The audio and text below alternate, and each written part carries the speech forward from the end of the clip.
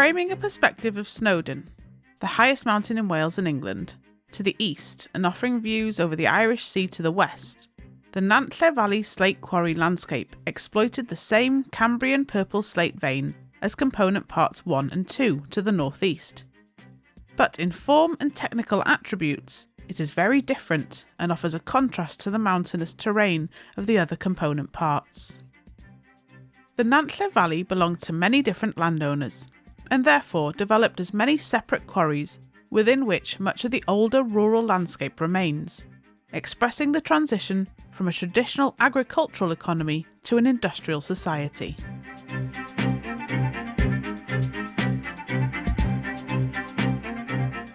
Yn halws arn yr stalwm fe welem lyfni lan ar ddol hynafol honno ac gymell hyn o gan, ac megis gwyrth y gwelem ar lan hen afon hyd y ddol a ddylai pepin yn sblander bore'r byd.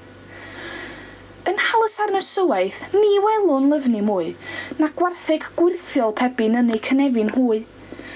Buan yn dysgodd bywyd a thrawiaeth llanw a thrai, rhyngom ar ddol ddi haglog daeth chwyddfa'r gloddfa glai.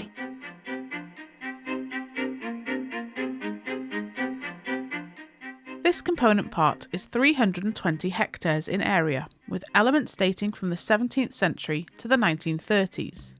These are Cilgwyn Slate Quarry Tips, Blaenau Slate Quarry Blondin Ropeway, Dorothea Slate Quarry, Dorothea Slate Quarry Cornish Beam Engine, Penna-Bryn Cloddfadlawn Slate Quarry Dwellings, Slate Mill and Chain Incline Ropeway Bastions, Penna-Bryn Cloddfadlawn Slate Quarry Water-Driven Pump System,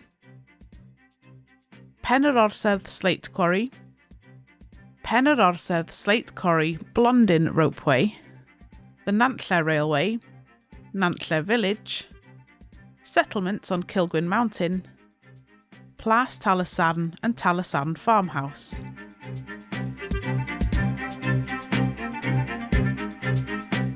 Within this component part, geology and topography meant that slate deposits could only be opened out of pits, some up to 150 metres deep.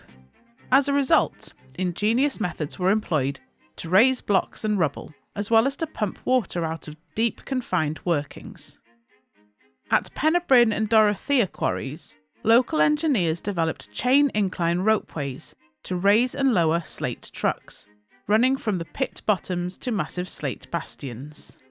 At Blaenau and Penna-Orsedd quarries, steam and electrically powered aerial ropeway systems were later used, a technology imported from the stone quarries of Scotland, known as blondins, after the famous tightrope walker Charles Blondin. Dewatering of the quarry pits was essential in Nantlle, and here technology imported from the metal mines of Devon and Cornwall was used. At Penna-Bryn and Cloddfadlawn slate quarries, a flat rod pumping system was driven by water wheels.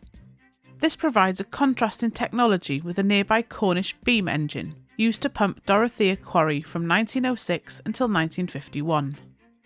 The engine, still in its original roofed engine house, was one of the last such engines ever manufactured by the Homan brothers of Camborne, and is one of only 16 to survive worldwide, but the only one to survive with its original boilers.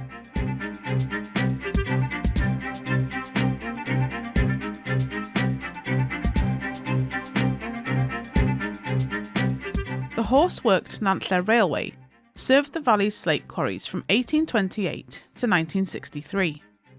This was the first public railway in the slate industry, built with Liverpool finance and with the advice of the famous Stephenson family of railway engineers. Their innovative system of wrought iron rails on stone block sleepers was used here and was later adopted by the Festiniog Railway. With the coming of the national railway network to the region in the 1860s, the railway was reduced to the short section running through the component part. This was realigned several times as the quarry pits were extended and continued to be horse-worked almost until its closure.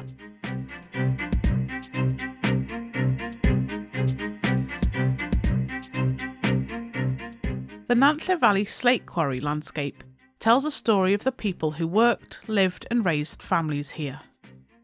The tide of settlement brought about by the expansion of the quarries is evident in many forms, from the adaptation of an earlier farmhouse into a quarry manager's house at Plas Talasadden, and that of farm buildings into barracks for both quarrymen and their families at Pen y Bryn Quarry. It is also in the expansion of settlement from the scattered cottages and field plots on the mountain common at Cilgwyn, enclosed without any legal authority from 1798, to the planned small village of Nantlle, developed from the 1860s to the 1890s by Pen yr Orsedd Quarry. In these settlements, the men, women and children of the valley helped the industry grow and were inspired to sing, write poetry and fiction, for which the valley is famous throughout Wales. Here, they also suffered its losses and hardship, such as during the Great Depression of the 1930s, when unemployed quarrymen reworked slate waste from their simple shelters on the Cilgwyn tip. Ultimately, they also experienced its end.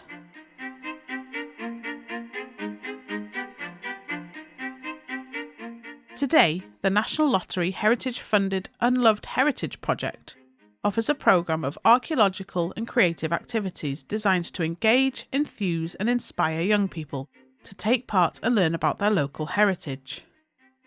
Over the last 3 years, the Gwynedd Archaeological Trust has worked with local young people, exploring the slate quarrying history of the Nantlle Valley.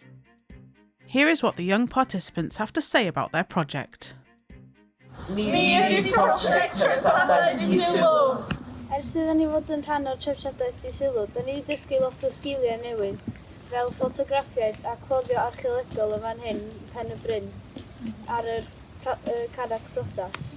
Yn ystod prosiect treftadaeth di sylw, da ni wedi cael llawer o profiadau fel bod ni mewn helicopter a ffotograffiau a bythefyn personol recordio i'r app. Dwi'n meddwl bod prosiect treftadaeth di sylw Dyffryn allan o werth i lot o bobl fel ni'r oed yma i'r ardal yma, achos mae gennym ni ac y hanes yma i gyd reit o fo'n cyrraedd a da ni byth yn mynd yna a gwerthfawrogi fo. Dwi'n meddwl mae'r profiadau da ni wedi cael a'r pethau da ni wedi cael dysgu yn mynd i helpu ni i ddall beth sy'n mynd ymlaen ac i werthfawrogi beth sydd yma rili.